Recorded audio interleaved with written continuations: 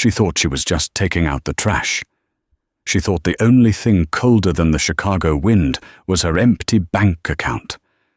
But when Clara Mitchell opened that back door, she didn't just find a man bleeding out in the snow. She found 2 crying infants clinging to his chest. He wasn't just a victim. He was Dante Moretti, the most feared Don in the city. And by saving him, she didn't just become a hero. She became a target. This is the story of how a waitress became the mother of a mafia empire. You won't believe who betrayed him. The neon sign of the greasy spoon flickered with a dying buzz, casting a sickly yellow light onto the slush covering the Chicago sidewalk. Inside, the air smelled of burnt coffee and stale bacon grease, a scent that had seeped into Clara Mitchell's pores over the last 3 years. Clara wiped the counter with a rag that had seen better days, checking the clock. 2:14 a.m. Her shift had technically ended 14 minutes ago, but Jerry, the night manager, was asleep in the office again, and someone had to lock up. Just another Tuesday, she muttered to herself, her breath misting slightly in the drafty diner. She grabbed the heavy black trash bag from the bin near the kitchen, hoisting it over her shoulder. It was heavy, filled with the remnants of late-night regrets, half-eaten burgers and napkins stained with ketchup. She kicked the back door open.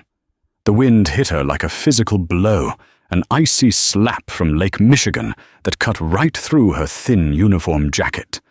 The alleyway was narrow, flanked by brick walls that seemed to lean in on each other. Dumpsters lined one side, overflowing despite the pickup schedule. Clara swung the bag into the nearest dumpster with a grunt of exertion. She turned to go back inside, desperate for the warmth of the heat lamps, when a sound stopped her. It wasn't the wind. It wasn't the distant wail of a police siren, a sound so common in this neighborhood it was essentially background noise. It was a cry, a high-pitched, mewling sound. Clara froze, her hand on the doorknob. Cats, she told herself. Just alley cats fighting over scraps. Then came a second sound, a wet, racking cough. A human cough. Her heart hammered against her ribs. Logic screamed at her to go inside, lock the door, and call the cops. This was the South Side. Nothing good happened in alleys at 2 a.m., but the crying persisted. A rhythmic, terrified wail that tugged at something primal in her chest. Clara pulled her phone from her apron pocket, turning on the flashlight. The beam cut through the swirling snow, illuminating the grime of the alley. She took a step forward, then another. Behind a stack of rotting wooden pallets, a shadow moved. "Hello?" Clara's voice trembled. "I'm calling the police if you don't." The beam of light landed on a boot, expensive leather, Italian, now scuffed and ruined. She moved the light up. Black dress pants, a torn coat, and blood. So much blood it looked black under the LED light. Clara gasped, nearly dropping the phone. A man was slumped against the brick wall. He was massive, his broad shoulders hunched forward, as if protecting something. His face was a mask of agony, pale as the snow beneath him, with a dark beard matted with sweat and grime. But it wasn't the gun lying in the slush inches from his hand that made Clara's blood run cold. It was what he was holding. 2 bundles, wrapped in thick cashmere blankets. One of the bundles shifted, and a tiny pink fist punched the air. The crying grew louder. "Please," the man rasped. His voice was like grinding stones. He didn't reach for the gun. He tightened his grip on the babies. Don't call them." Clara stood paralyzed. "You're shot. You need an ambulance." "No cops," he wheezed, his eyes rolling back slightly before snapping open with sheer force of will. "They'll finish the job. They'll kill them." He looked down at the infants, his expression shifting from pain to a desperate, terrifying love. Clara looked at the babies, then at the man's bleeding side. A dark stain was spreading rapidly across his abdomen. If she left him, he would die. If she called the cops, and he was right, if the people who did this were powerful enough to own the police, she would be signing death warrants for 2 innocent children. She thought of her brother, Toby. Toby, who had bled out on a street corner just like this because the ambulance took 40 minutes to arrive in a bad neighborhood. "Damn it," she hissed. Clara shoved her phone into her pocket and rushed forward. She knelt in the slush, the cold instantly soaking her knees. "Can you stand?"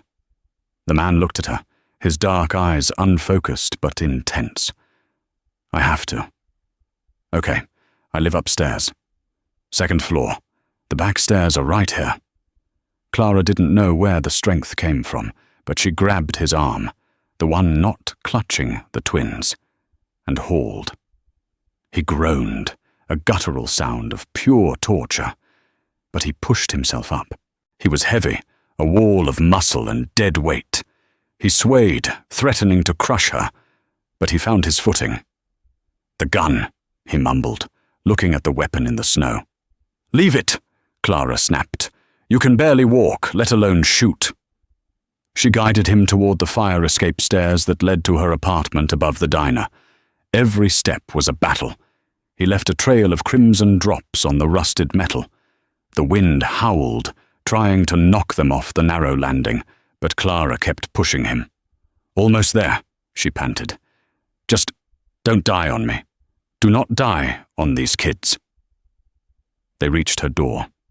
She fumbled with the keys, her fingers numb, finally shoving the door open. They stumbled into her tiny studio apartment. It was warm, smelling of vanilla candles and laundry detergent, a stark contrast to the violence outside.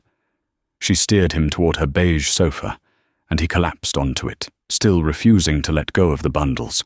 Clara locked the door, engaging the deadbolt and the chain. She turned back to the stranger.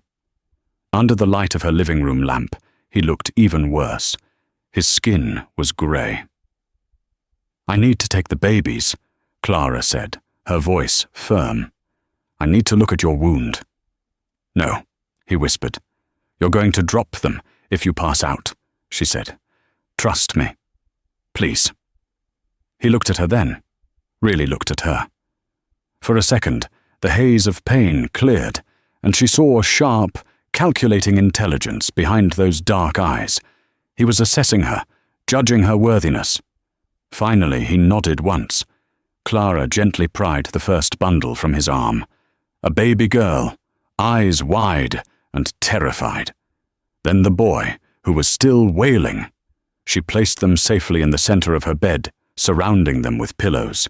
She ran to the kitchenette, grabbing a clean towel, a bowl of water, and the first aid kit she kept for kitchen burns. When she returned, the man had unbuttoned his coat. The shirt beneath was ruined. Clara cut it open with scissors. The bullet had hit him in the side, just above the hip. It was ugly, but it looked like a through and through. "It went through," she said, pressing the towel against the hole. He roared in pain, his back arching off the sofa. "Sorry, sorry," Clara cried, pressing harder. "I have to stop the bleeding." "Vodka," he gritted out. "What? Do you have vodka?" Clara ran to the cupboard. She had a cheap bottle of rubbing alcohol and a bottle of whiskey she used for cooking. She brought both. "This is going to hurt," she warned. He gripped the armrest of her sofa so hard the fabric tore. "Do it." Clara poured the alcohol over the wound. The man didn't scream this time. He just stopped breathing, his entire body going rigid, veins popping in his neck. Then he exhaled, a long, shuddering breath, and slumped back, unconscious. Clara checked his pulse. Weak, but there. She looked at the towel, now soaked red. She looked at the 2 babies on her bed, who had finally cried themselves into a whimpering silence. And then she looked at the man's face. Even in sleep, he looked dangerous. "Who are you?" she whispered to the empty room. She didn't know it yet, but she had just invited the devil into her sanctuary, and the devil had brought his angels with him. Sunlight filtered through the cracks in the blinds, hitting Clara's eyes like a needle. She jolted awake, her neck stiff. She had fallen asleep in the armchair, a baseball bat clutched in her hand.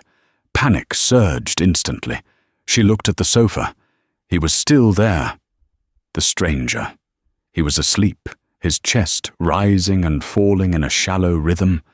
The bleeding had stopped, thanks to the tight bandages she'd fashioned from torn t-shirts, but he was burning up with a fever.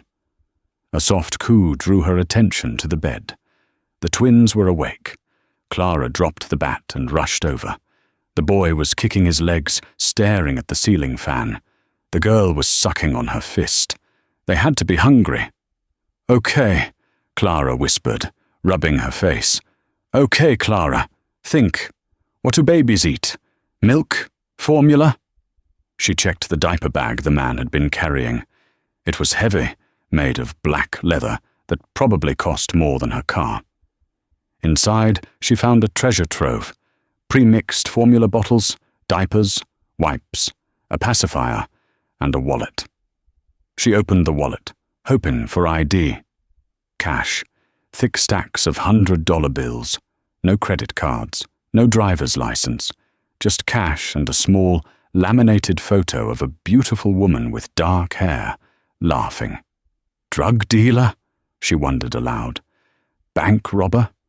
She fed the babies, her movements awkward at first, then finding a rhythm. The boy, whom she nicknamed Chip, because he looked like a chipmunk with his full cheeks, gulped the formula greedily.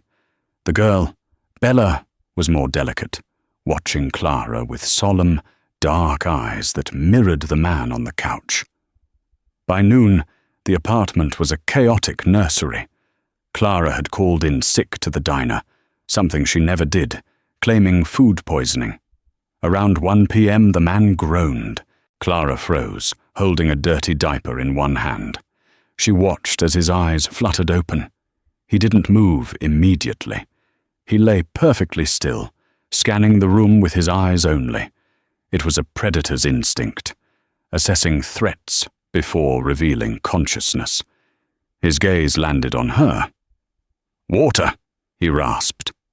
Clara quickly disposed of the diaper and filled a glass. She helped him sit up enough to drink. He drained it in seconds. "Where are they?" he asked, his voice stronger than the night before. "On the bed. They're sleeping. I fed them and changed them."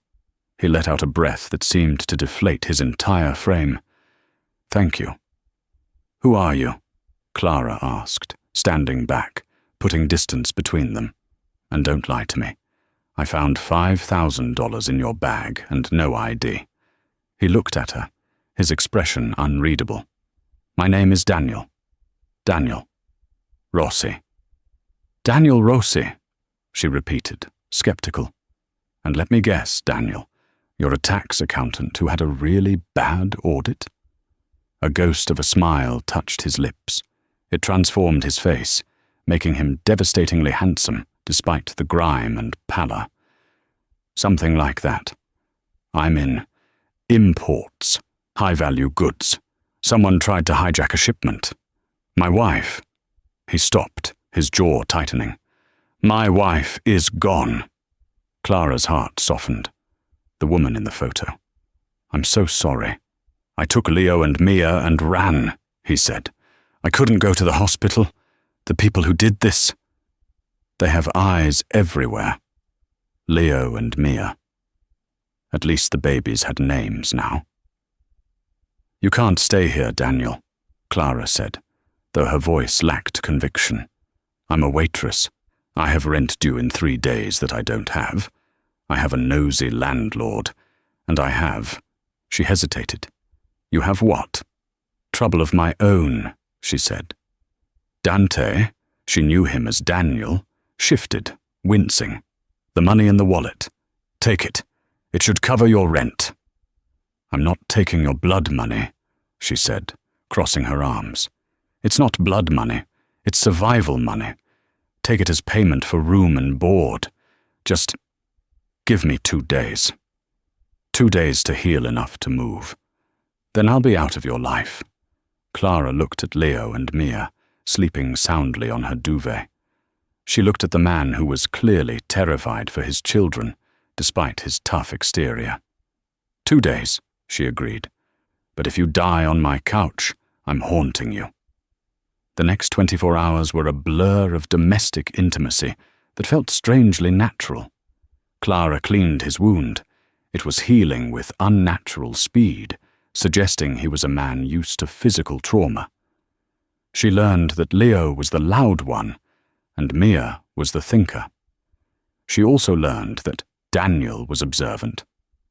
"You limp when it rains," he noted as she walked to the kitchen. "Old injury," she said dismissively. "Tore a ligament working double shifts." "And the bruise on your arm?" he asked. "The one shaped like fingers?" Clara instinctively pulled her sleeve down. "Work hazard. Drunk customers get grabby." Dante's eyes darkened. "That wasn't a drunk customer. That was a squeeze. Someone holding you in place." Clara turned away to scrub a dish that was already clean. She didn't want to talk about Sal. She didn't want to tell this stranger that she had borrowed money to pay for her mother's funeral last year, and the interest rates Sal charged were criminal. "It's nothing," she said. "Clara," he said. It was the first time he used her name. It sounded different coming from him. Heavy, significant. "You saved my life. You saved my children. If someone is hurting you—" "You're in no shape to play hero, Daniel," she interrupted. "Eat your soup." The dynamic shifted that evening. The snow had stopped, but the temperature had plummeted. The apartment was cozy, lit by the flickering TV. Dante was holding Mia, rocking her gently with his good arm. Clara was folding laundry. It felt right. It felt like a life she had always wanted, but never thought she could afford. A family. But the illusion was shattered at 9:08 p.m. A heavy fist pounded on the door. Bam! Bam! Bam! "Clara, I know you're in there, sweetheart. Open up!" Clara dropped the towel she was holding. Her face went white.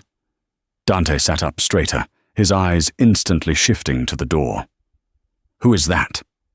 "It's Sal," she whispered, shaking. "The loan shark. He's early. He's not supposed to come until Friday." "Open the door, Clara, or I kick it in. I saw the lights." Clara looked at Dante. Panic clawed at her throat.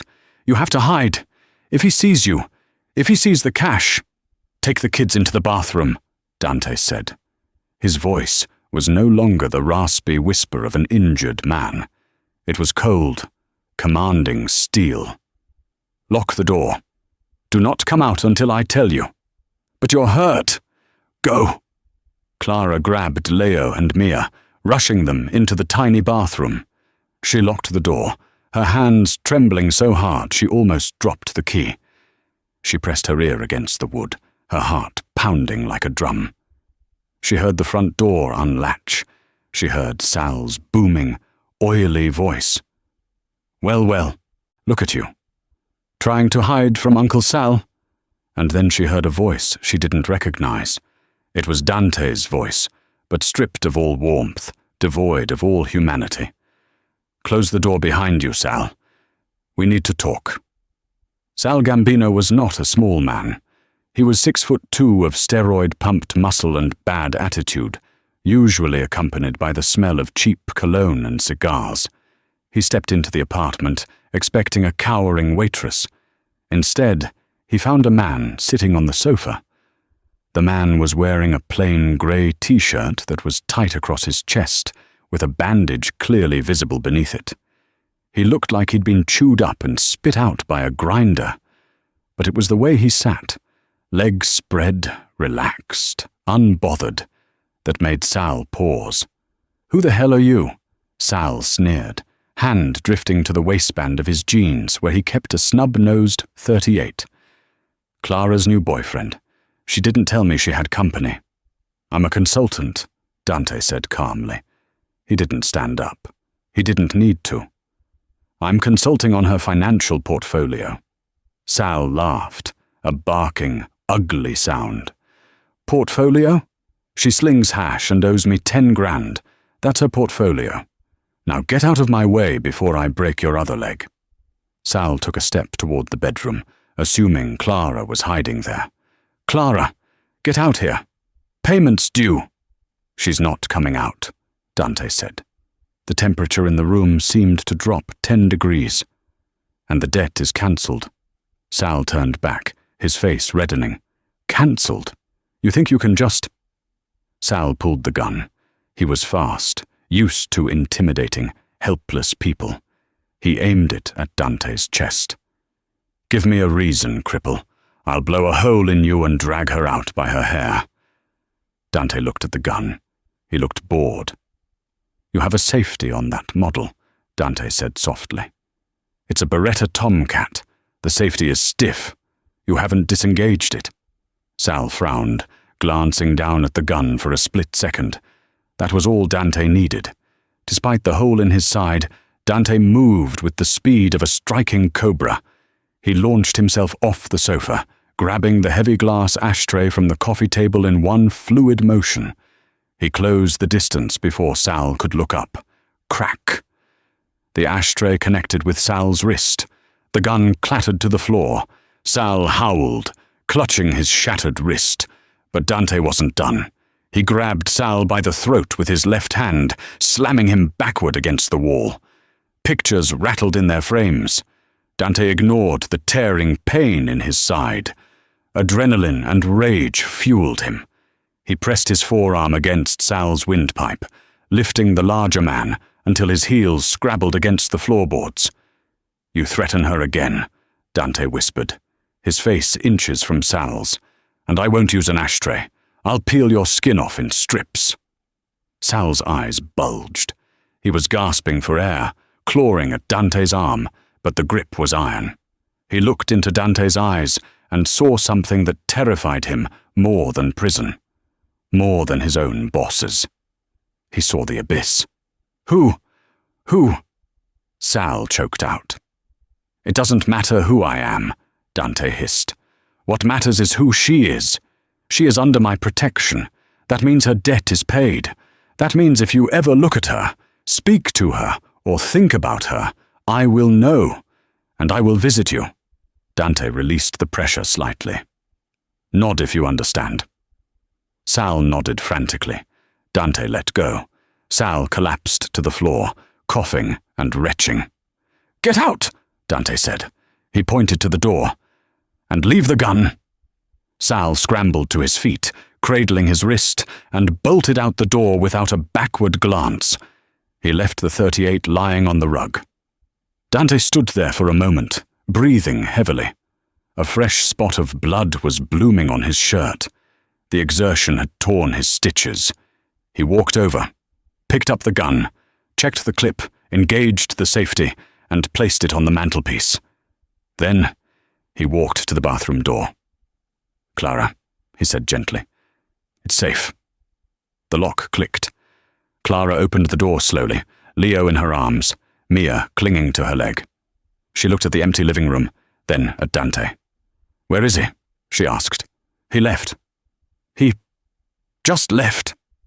Sal never leaves without money. He made an exception, Dante said. He swayed slightly, bracing himself against the wall. Clara saw the fresh blood on his shirt. She handed Leo to him, carefully, and rushed to help him. You idiot! You ripped your stitches! Worth it, he muttered, looking down at her. Why? She asked, her voice trembling as she guided him back to the sofa. Why did you do that? Because, Dante said, his vision blurring as the adrenaline faded.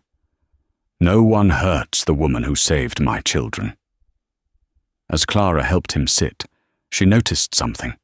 His eyes were closed, his head tipped back, but his hand, the one that had held Sal by the throat, was steady. It wasn't the hand of a businessman. It wasn't the hand of a victim. It was the hand of an executioner. Later that night, after she restitched his wound, with him gritting his teeth and barely making a sound, Clara went to the kitchen to get water. She saw a phone on the counter. It wasn't hers. It was a cheap burner phone. It was buzzing. Curiosity got the better of her. She picked it up. A text message was on the screen. Don. The family is in chaos. Carlo is claiming the throne. We need you. Luca. Clara stared at the word. Don. She looked back at the sleeping man on her couch. The twins were asleep in a portable crib she'd set up next to him. Don. Boss. Mafia. The realization hit her like a physical blow. She hadn't saved a businessman. She had saved the head of the Chicago Mafia.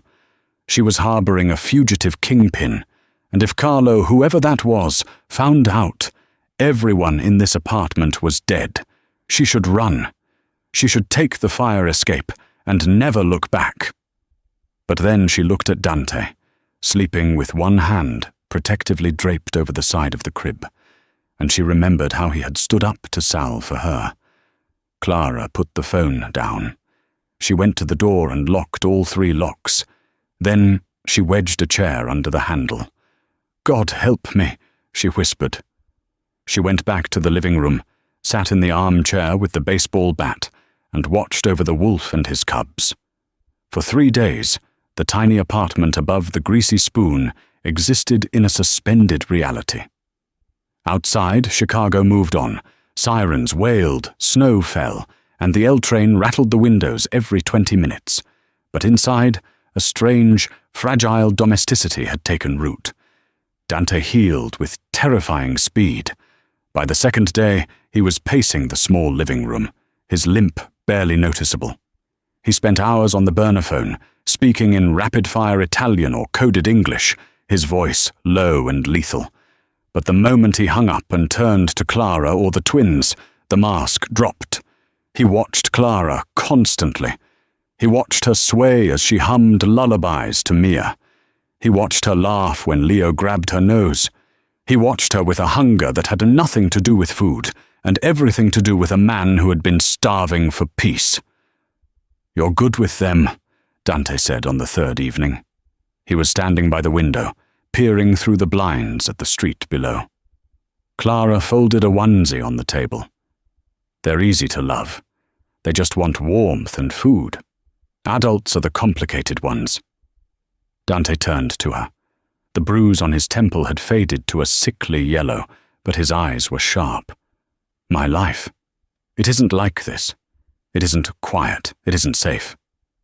I figured that out when I saw the text message, Clara said, not looking up. Dante went still. You looked at my phone. It was buzzing. I thought it might be an emergency. She finally met his gaze. Who is Carlo? Dante sighed, a heavy sound that seemed to carry the weight of an empire. My cousin. The man who killed my wife. The man who wants my throne.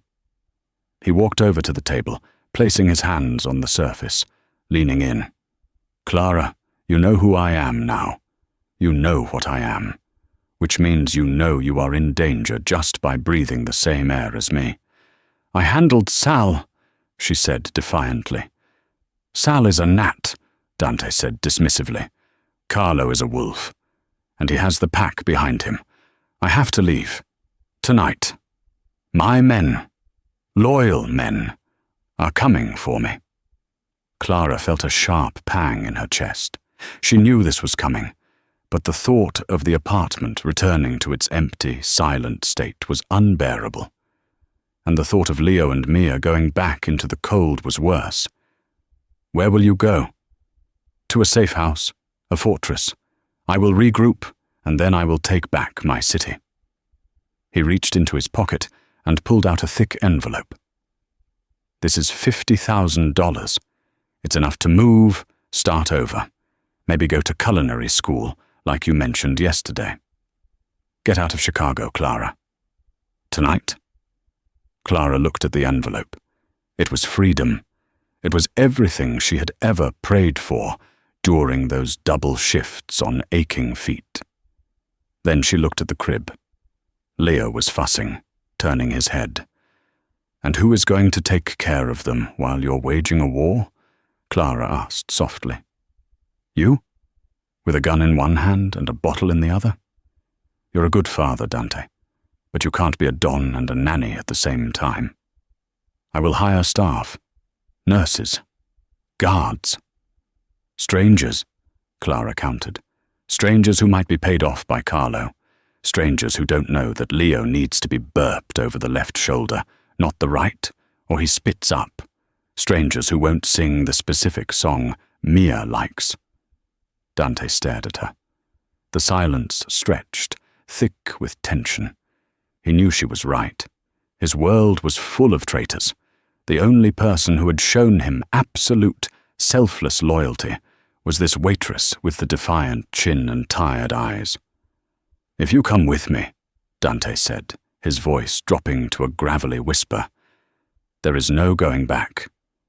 You become part of the life. You become a target forever." Clara stood up.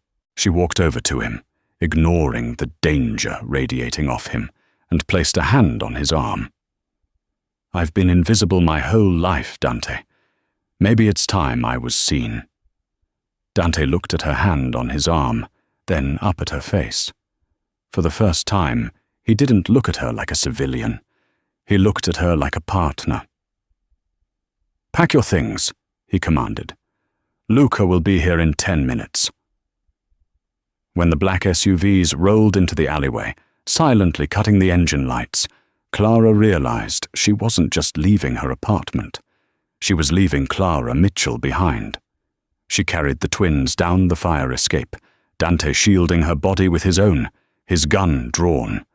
They climbed into the armored vehicle. A man in the front seat, Luca, a giant with a scarred face, nodded at Dante. "Don Moretti," Luca said. "It's good to have you back." "Drive," Dante said, his arm wrapped tight around Clara's shoulders. "We have a war to win." The safe house was less of a house and more of a fortress. Located 2 hours outside the city, hidden deep within a forest reserve, the estate was surrounded by 12-foot walls, cameras, and men with assault rifles patrolling the perimeter. Inside, it was a palace of marble and gold, cold and imposing. Clara was given a suite larger than her entire apartment building. The closet was filled with clothes in her size, silks, cashmeres, designer heels. It was a Cinderella story, but the castle was under siege. For 2 weeks, Clara barely saw Dante. He was locked in the war room with Luca and his other captains, planning the counterstrike. Clara took charge of the nursery, setting up a routine for the twins, shielding them from the tension that vibrated through the house. She missed him. She missed the quiet moments on her beige sofa. Here, he was the Don. When she saw him in the hallways, he was dressed in sharp, tailored suits, his face hard, surrounded by men who looked at her with suspicion. One evening, Clara couldn't take it anymore. She marched down to the war room. The guards at the door crossed their arms. "The Don is not to be disturbed, Miss Mitchell. Tell the Don that his son is teething and won't sleep unless his father holds him," Clara lied smoothly. "Or I can let him scream until he echoes through the vents." The guard hesitated, then knocked. A moment later the door opened. Dante stood there, looking exhausted. His tie was loosened, his sleeves rolled up, revealing the tattoos on his forearms. He waved the guards away. "Clara, is everything okay?" "No," she said, stepping inside and closing the door. The room was filled with maps, photos of men with red X's over their faces, and the stale smell of smoke. "You're avoiding us." Dante rubbed his temples. "I'm keeping you safe. The closer I am to you, the more danger you are in. Carlo knows I'm alive now. He's desperate." "I didn't sign up to be a prisoner in a golden cage, Dante," she said. "I signed up to help you with your family. And that includes you." Dante looked at her, his defenses crumbling. He crossed the room in 2 strides and pulled her into him. It wasn't gentle. It was a desperate embrace, burying his face in her neck, inhaling her scent. "I'm afraid," he confessed, the words muffled against her skin. "I have never been afraid of a fight. But now, if I lose you. I lose them." "Then don't lose," Clara whispered, holding him tight. "But don't push us away." He pulled back, his hands cupping her face. The kiss was inevitable. It started slow, a testing of waters, and then ignited into a blaze of pent-up adrenaline and longing. It was a claim, a promise. But the moment was shattered by the blaring of a siren. A red light began to strobe in the corner of the room. Dante pulled away instantly, his eyes shifting from lover to killer. Perimeter breach. The door burst open. Luca ran in, blood on his face. "Boss! They're here. How did they find us?" "The nurse," Dante realized, his face turning to ice. "The night nurse we hired yesterday. Where is she?" "With the twins," Clara screamed, already running. Clara didn't think. She didn't wait for protection. She sprinted up the marble staircase, her heart hammering against her ribs. She heard gunshots erupting downstairs, the distinctive pop, pop, pop of suppressed fire. She burst into the nursery. The window was shattered. The cold night air swirled into the room. The new nurse, a woman named Greta, was standing by the cribs, holding a pillow over Mia's face. "No!" Clara shrieked. She didn't have a weapon. She grabbed the heavy brass lamp from the bedside table and swung it with every ounce of strength she possessed. The base of the lamp connected with Greta's head with a sickening crunch. The woman collapsed, dropping the pillow. Clara scrambled to the crib. Mia was gasping, red-faced, but breathing. Leo was wailing. "I've got you," Clara sobbed, scooping them both up, one in each arm. "I've got you." A man climbed through the shattered window. He was dressed in tactical gear, a knife in his hand.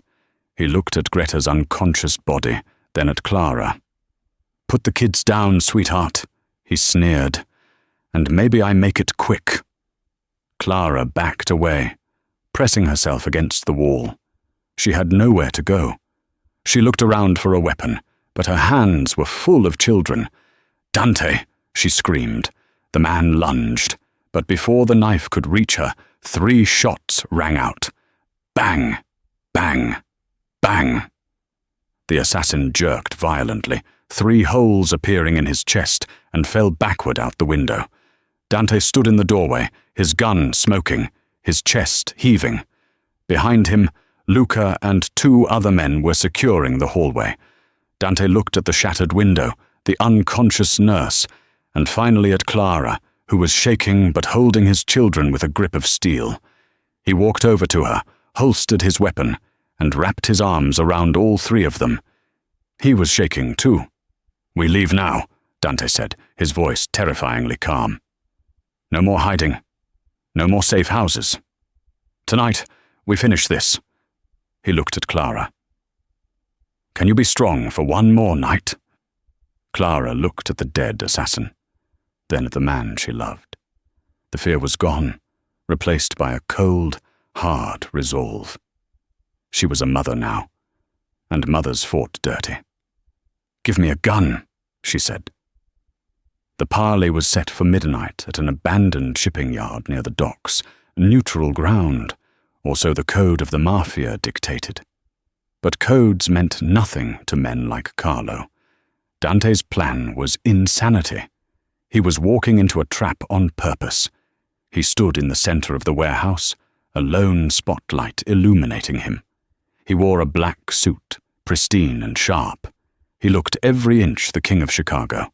Clara was watching from the shadows of a crane tower, high above the ground, holding a sniper rifle she barely knew how to aim, instructed only to watch for the second wave. Luca was beside her, acting as her spotter. "He looks so small down there," Clara whispered, the wind whipping her hair. He's the biggest man in the city, Luca corrected. Watch the entrances. Carlo emerged from the darkness, flanked by 10 men. He was a younger, prettier version of Dante, but his eyes were empty, devoid of the soul Dante possessed. "Cousin," Carlo shouted, his voice echoing, "I thought you were dead in a ditch, and yet here you are, like a cockroach." "You missed," Dante said calmly, "and you tried to kill my children. That broke the rules, Carlo." "Rules are for old men," Carlo scoffed. "The commission is weak. I am the future. Sign over the territories, Dante. And maybe I let you live. I'll even let you keep the waitress." Dante smiled. It was a smile that didn't reach his eyes. "You think I came alone?" "I know you didn't," Carlo laughed. He snapped his fingers. From the shadows behind Dante, 20 more men emerged. Men wearing Dante's colors. Men Dante thought were loyal. Clara gasped. They turned on him. "Luca, they turned on him." "Wait," Luca said, his hand steady on her shoulder. "Watch." Carlo grinned triumphantly. "You see, cousin? Money buys loyalty. Your men work for me now." "Do they?" Dante asked. He checked his watch. "Now." Suddenly, the 20 men behind Dante raised their weapons, not at Dante, but at Carlo's original 10 guards. Bang! In a split second, Carlo's personal guard was decimated. The men hadn't betrayed Dante. They had been double agents, planted by Luca weeks ago to feed Carlo false confidence. Carlo stood alone, his eyes wide with shock. The tables had turned in the blink of an eye. "You can't kill me!" Carlo screamed, backing away. "The families won't stand for kinslaying." "You killed my wife," Dante said, walking forward, his gun lowered. "You tried to smother my daughter. You are not kin. You are a disease." Carlo, desperate, pulled a hidden pistol from his ankle holster. He raised it, aiming not at Dante, but at a propane tank next to him, intending to blow them all to hell. "Dante, look out!" Clara screamed from the tower. She didn't wait for Luca. She didn't think about the recoil. She lined up the crosshairs on Carlo's shoulder and pulled the trigger. The kickback nearly dislocated her shoulder. The bullet didn't hit his shoulder. It hit his hand. Carlo screamed, dropping the gun. Dante looked up at the tower, a brief flash of pride on his face, before turning back to his cousin. He closed the distance, grabbed Carlo by the lapels, and threw him to the ground. "For Elena," Dante said. He didn't shoot him. That was too quick. He signaled to his men. "Take him. He stands trial before the commission. I want everyone to know what happens to traitors." As the men dragged a screaming Carlo away, Dante stood alone in the spotlight. He looked up at the crane tower, where a waitress had just made the shot of a lifetime. He raised his hand in a silent salute. The war was over. The silence that followed the gunshot at the docks was heavier than the gunfire itself. In the warehouse, the scent of sulfur hung thick in the air, mixing with the brine of the nearby harbor. Clara stood high atop the rusted crane tower, her chest heaving, the sniper rifle resting hot against the railing. Her shoulder throbbed with a dull, aching bruise where the stock had kicked back, a physical reminder of the line she had just crossed. She wasn't trembling. That was the most terrifying part. She looked down at her hands that had spent 3 years scrubbing diner counters and counting quarters for laundry, and they were steady. Below, the scene was being scrubbed with military efficiency. Dante's men, the true loyalists, moved like shadows. They secured Carlo, dragging the screaming, bleeding traitor into a waiting van. There would be no police. There would be no headlines. In Dante's world, justice was private, swift, and absolute. Dante didn't move to the van. He stood in the center of the spotlight, looking up into the darkness of the crane tower. Even from this distance, Clara felt the weight of his gaze. It wasn't the look of a man looking at a victim or a civilian. It was the look of a general acknowledging a soldier. Luca appeared beside her, gently taking the rifle from her grip. "The boss is waiting, Miss Clara," he said, his voice holding a new note of reverence. "You have a good aim." "I aimed for his shoulder," Clara whispered, her voice raspy. "I hit his hand." "In our line of work," Luca said with a grim smile, "we call that a warning, a very effective one." The ride back to the city was silent. Dante sat beside her in the back of the armored SUV, his hand gripping hers so tightly his knuckles were white. He didn't speak, but he didn't have to. The adrenaline was fading, replaced by a profound, exhaustion-soaked intimacy. He pulled her head down to rest on his uninjured shoulder, and for the first time in weeks, Clara slept, lulled by the hum of the engine and the heartbeat of the most dangerous man in Chicago. 2 weeks later, the sky over Chicago wept. It was a cold, driving rain that turned the city grey, fitting weather for the funeral of Carlo Moretti. The official story was a car accident, a tragic loss of control on an icy road. The truth was buried in a concrete foundation somewhere in the frantic construction of the West Loop, but the lie had to be honored. Clara stood under a large black umbrella held by Luca. She wore a dress of severe, elegant black wool, a veil partially obscuring her face, and leather gloves. She stood to the right of the open grave, slightly behind Dante. Dante was a statue carved from granite. He wore a black trench coat, the collar turned up against the wind. His face was unreadable as the priest droned on about forgiveness and peace, concepts that had no place in this cemetery. This was the first time Clara had been presented to the commission. The heads of the 5 families were there, elderly men in expensive suits with eyes like sharks. They watched Dante, and they watched her. As the service ended, the procession of respect began. One by one, the other dons approached Dante. They shook his hand, muttered condolences that were actually concessions of territory, and kissed his ring. It was a medieval display of fealty in the 21st century.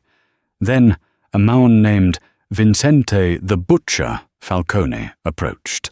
He was a rival from the North Side, a man who had secretly funded Carlo's insurrection. He stopped in front of Dante, offering a limp hand. "A tragedy, Dante," Vincente said, his voice oily. "To lose family. It weakens the pack."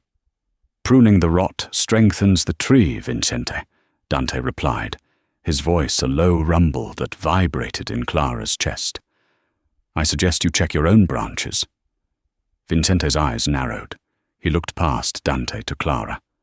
"And this? A nanny? A mistress? You bring civilians to a burial, Dante? It shows a lack of discipline." The air around the grave went still. Luca stepped forward, his hand drifting to his jacket, but Clara moved first. She stepped out from behind Dante. She didn't look at the ground. She didn't look at Dante for permission. She looked straight into Vincente's milky, predatory eyes. "I am not a nanny," Clara said, her voice clear and cutting through the sound of the rain. "And I am certainly not a civilian. I am the woman who spotted the sniper you sent to the safe house 3 weeks ago. I am the woman who stood on the crane while you cowered in your club, waiting for news that never came." Vincente blinked, taken aback by the ferocity of the woman in the veil. "My name is Clara," she continued, taking a step closer, invading his personal space. "And if you ever disrespect the head of this family again, I won't aim for the hand." A ripple of shock went through the gathered mobsters. Dante didn't interject. He didn't scold her. A slow, terrifying smile spread across his face as he looked at Vincente. "You heard the lady," Dante said softly. "Apologize." Vincente, pale and sweating despite the cold, muttered a hasty apology and retreated to his limousine. Dante turned to Clara. He didn't say a word. He simply offered her his arm. As she took it, she felt a shift in the atmosphere. The eyes of the other families weren't looking at her with dismissal anymore. They were looking at her with fear. She wasn't just the Don's girlfriend. She was a player on the board. That night, the penthouse was quiet. The funeral reception was over. The guests had left, and the staff had retired.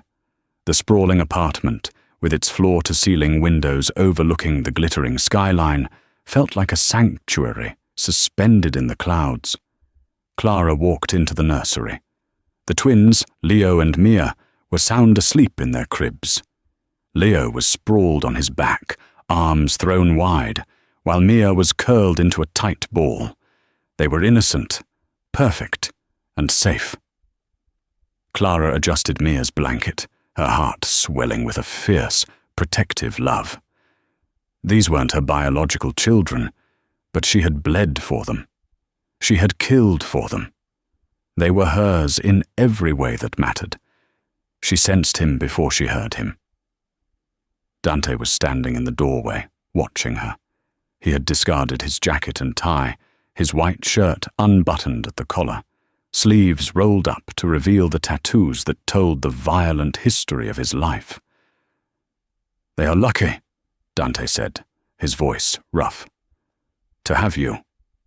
"We're the lucky ones," Clara whispered, walking out of the nursery and pulling the door almost shut. They walked to the living room. The city lights bathed the room in a cool blue glow. Dante went to the wet bar and poured 2 glasses of amber liquid. He handed one to her, but he didn't drink his own. He set it down and reached into his pocket. He pulled out a white envelope. Clara frowned, taking a sip of the whiskey. It burned, a welcome heat. "What is this? Another payout?" "Freedom," Dante said. He looked tired, not physically, but spiritually. The weight of the crown was heavy tonight. "Inside are 2 tickets to Paris, first class. One way. There is a deed to an apartment in the 7th arrondissement, overlooking the Eiffel Tower, and a bank account key with $5 million. Clara stared at the envelope on the marble counter. The paper looked stark white against the dark stone. "Why?" she asked, her voice trembling slightly. "Because the war is over," Dante said, stepping closer but not touching her. He looked at her, as if he were memorizing her face for a long, lonely winter. "You did what you had to do. You saved my life. You saved my children. But today, at the funeral, I saw the way you looked at Vincente. I saw the darkness touching you." He took a ragged breath. "I was born into this, Clara. I am a monster, made to keep other monsters at bay. You are light. You are good. If you stay, this city will eat you alive. It will harden you until I don't recognize the woman who opened her door to a dying stranger." "You think I'm still that waitress?" Clara asked softly. "I want you to have the chance to be her again," Dante said. "Take the twins if you want. I trust you with them more than myself. Go to Paris, find a baker, find a teacher, find a man who doesn't come home with blood on his cuffs." Clara looked at the envelope. She thought about the diner, the smell of grease, the aching feet, the loneliness. Then she thought of Paris, croissants, safety, a life where no one carried a gun. Then she looked at Dante. She saw the man who had held her through the night when she had nightmares about the shooting. She saw the father who sang Italian opera off-key to make his son laugh. She saw the partner who treated her as an equal in a room full of sexists. Clara set her glass down. She picked up the envelope. Dante flinched, a microscopic movement of pain, but he nodded. "Go pack. Luca will drive you to the airfield." Clara held his gaze. Slowly, deliberately, she tore the envelope in half. The sound was loud in the quiet room. Dante's eyes widened. She tore it again. And again, until the tickets and the deed were nothing but confetti. She walked to the balcony doors, slid one open, and threw the pieces into the wind. They swirled away into the Chicago night, disappearing into the abyss. She turned back to him, closing the door against the wind. "I don't like French pastries," she said, walking toward him. "And I don't want a baker." "Clara," he warned, his voice cracking. "You don't know what you're choosing. There is no going back." "I know exactly what I'm choosing," she said, stopping inches from him. She reached out, her fingers tracing the scar on his jaw. "I'm not the waitress anymore, Dante. That woman died in the alley the night she met you. I killed a man to save our family. I stared down a don today to protect your honor. I am not a civilian. I am yours." She grabbed his lapels, pulling him down to her level. "And you are mine, unless you are firing me." Dante let out a sound that was half laugh, half sob. The restraint broke. He wrapped his arms around her waist, lifting her off the ground, burying his face in her neck. He held her as if she were the only solid thing in a world of smoke. "I could never fire you," he murmured against her skin. "I worship you." He set her down, but didn't let go. He reached into his pocket again.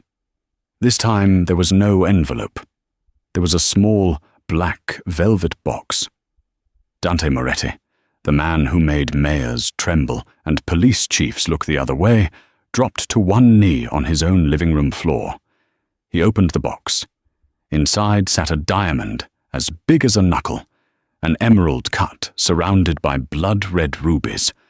It was a ring fit for royalty, heavy and ancient. "I have nothing to offer you but danger," Dante said, his dark eyes shining with tears. "I have enemies. I have wars to fight. But if you stand by me, I will give you the world. I will burn cities to keep you warm. Clara Mitchell, will you marry me? Will you be the mother to my children? Will you be the queen of this God-forsaken city?" Clara looked at the ring, then down at the Wolf of Chicago, kneeling at her feet. She didn't hesitate. She didn't blink. "Get up, boss," she whispered, a smirk playing on her lips. He stood, uncertainty clouding his face for a split second. Clara took the ring from the box and slid it onto her own finger. It fit perfectly. She grabbed his tie and pulled him into a kiss that tasted of whiskey and forever. "The answer is yes," she breathed against his lips. "Long live the Queen." Dante kissed her back, fierce and claiming, as the lights of Chicago twinkled below them, thousands of stars bowing to their new rulers. The waitress was gone. The dynasty had begun. Clara Mitchell never expected that taking out the trash would lead to taking over a criminal empire. She learned that family isn't just blood. It's who you bleed for. She found love in the most hopeless place on earth, proving that even monsters need angels to guide them home. They say behind every great man is a strong woman. But in the case of Dante and Clara, she wasn't behind him. She was standing right next to him, holding the gun while he held the baby. Wow, what a journey. From a freezing alleyway to the penthouse suite. If you loved Clara's transformation and Dante's redemption, smash that like button. Who was your favorite character?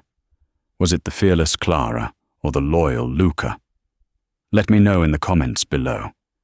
And if you want more gripping stories of romance, danger, and betrayal, make sure to hit subscribe and ring the bell so you never miss an upload. Thanks for watching, and I'll see you in the next story.